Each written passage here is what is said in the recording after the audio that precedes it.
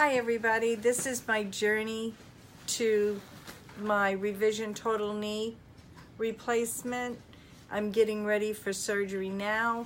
They're here to take me, so stay tuned for part 2.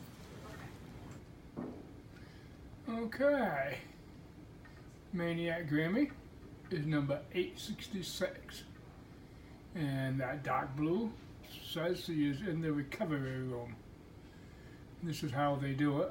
They got a color graph chart, so you can sit in the waiting room and the colors change.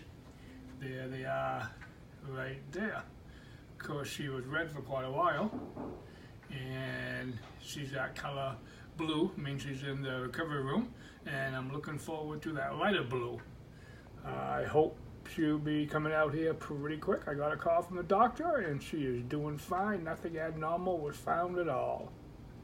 And I also have a little pumpkin here waiting too. Little pumpkin. Yes, she is. She's waiting for Mama too. So there's no one else in here right now at the moment. So it's just me and Pumpkin are waiting. Waiting for someone else waiting for someone to come and get us and tell us that we can see her.